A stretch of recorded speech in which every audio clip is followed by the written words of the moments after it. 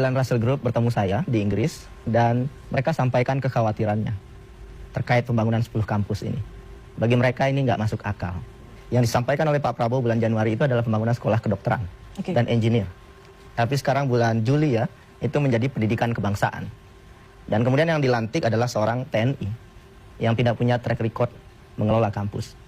Di antara mahasiswa sekarang juga susah bayar UKT. Di UGM itu ada 500-an, di USU ada 900-an yang susah bayar UKT. 60.000 nggak bisa lanjut perguruan tinggi.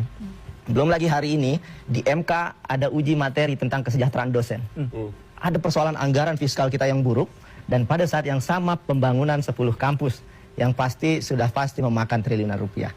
Soal pendidikan kebangsaan, tunjukkan juga kepada kami apa studinya bahwa betul pendidikan kebangsaan yang dibutuhkan hari ini. Bahkan kalau kita balik lagi ada retret ya, retret pejabat yang dilakukan oleh Prabowo di awal-awal itu kan pendidikan kebangsaan.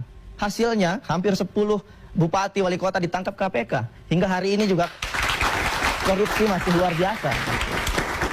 Jadi pendidikan kebangsaan macam apa yang diinginkan? Hanya di Indonesia, gubernur atau pimpinan kampus ditunjuk, sedangkan kampusnya ini belum ada. Kalau mendengar penjelasan dari Russell Group, nggak begitu mas, nggak begitu. Jadi akan dibangun 10 kampus dalam 2 tahun sampai 2027, literally 10 kampus fisik. Iya. Dan kemudian dan dalam bidang STEM dan medicine. Bidang STEM. Jadi ini pendidikan kebangsaan atau STEM medicine? Ya karena itu bagian dari sekarang pendidikan kebangsaan nasional. Atau STEM medicine. Kalau dengar begini. Itu sudah kacau.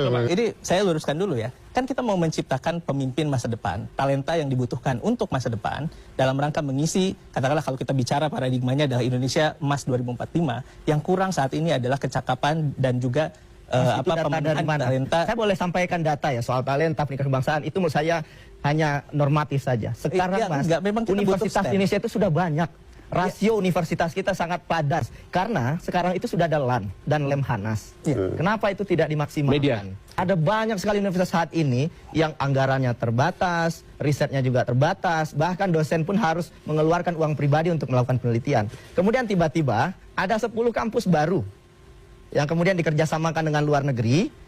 Kemudian masalah yang ada di universitas yang ada ini mau dikemanakan? Makanya saya sampaikan, dari mana landasan berpikir pembangunan 10 kampus baru ini? DPR pun kaget, tidak pernah didiskusikan dan tidak tahu anggarannya dari mana. Memang pemerintah belum mengeluarkan angka ya, tapi bayangkan membangun satu kampus dengan infrastrukturnya itu besar sekali. Katakanlah 5 triliun satu universitas, 50 triliun. Dan Pak Purbaya sebetulnya sudah merespon juga ada kemungkinan diambil dari Kemenristek. Artinya akan ada trade-off dari segi anggaran. Hari ini pemerintah itu tercatat masih berhutang 5,7 triliun untuk dosen PNS yang belum dibayar. Dana riset Kemenristek itu hanya 0,2% dari PDB. Anggarannya tidak diprioritaskan. Dan pada saat yang sama dibuat 10 kampus. Tentu saja masyarakat berteriak. Ini kan tidak adil ya. Nah itu kenapa menurut saya hari ini kita berdebat ya. Tapi elit di sana sudah bersepakat. 10 kampus siapa tendernya mungkin, siapa yang mengelola mungkin. Dan Pak Prabowo dalam prosesnya selalu tepat janji. KDMP dikelola militer betul. MBG dikelola polisi TNI betul kejadian. Ini juga bisa jadi akan kejadian 10 kampus ini dengan triliunan rupiah ini. Dan untuk mahasiswa-mahasiswa ya jangan sampai dipikir bahwa ini tidak ada dampaknya. Ini dampaknya besar sekali untuk pendidikan tinggi hari ini. Bayangkan beasiswa itu hanya 15 triliun. Untuk seluruh Indonesia. Kalau 50 triliun ini diberikan untuk beasiswa, itu bahkan bisa mengcapture banyak 500-an ribu orang gitu ya. Dan bahkan saya pernah hitung, untuk menggratiskan pendidikan tinggi, anggarannya juga tidak sampai 100 triliun. Kenapa ini tidak diprioritaskan? Persoalan pendidikan Indonesia soal ketimpangan. Dan ini curhatan dari kawan-kawan LAN. Mereka nggak terima sebetulnya LAN digabung. Meskipun itu adalah keputusan presiden ya. Tapi lagi-lagi ini memang tidak masuk di akal. Sudah ada LAN, ada Lemhanas, tapi kemudian dibikin kampus pendidikan kebangsaan yang baru. Saya melihat publik dinabobokkan dengan anggapan bahwa niat mulia presiden dan lain-lain. Saya kira mengelola negara berbeda, tidak cukup hanya dengan niat mulia. Mungkin dokter ingin menolong pasien, tapi kan diagnosisnya harus betul. Kalau salah pendekatan kebijakannya, pasiennya bisa meninggal. Itulah yang terjadi hari ini. Kebijakan yang dipilih bukan kebijakan yang diinginkan oleh masyarakat. Kenapa imajinasi presiden, pendidikan kebangsaan, dan lain-lain. Sayangnya menurut saya Pak Presiden hidup di tahun 1970-an imajinasinya. Ketika hari ini negara-negara lain berlomba memperkuat industri, teknologi, penciptaan lapangan kerja bernilai tinggi, kita disibukkan dengan perdebatan seperti ini. Dan sedihnya lagi, di balik sana ada elit yang bersepakat, kampus baru dibangun, puluhan triliun uang kemudian hilang. Itu uang APBN.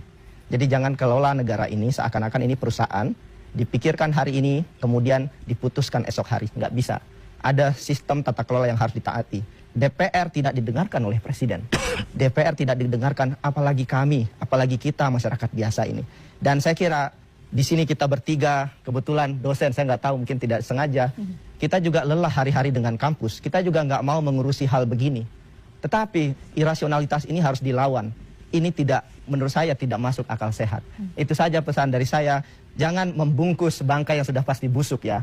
Apa adanya saja sampaikan ke publik. Kalau memang itu busuk, dibungkus seperti apapun, itu akan tercium baunya. Ini proyek, mohon maaf ya, ini proyek. Dan please hentikan pemborosan uang negara ini. Terima kasih. Terima kasih Mas Media.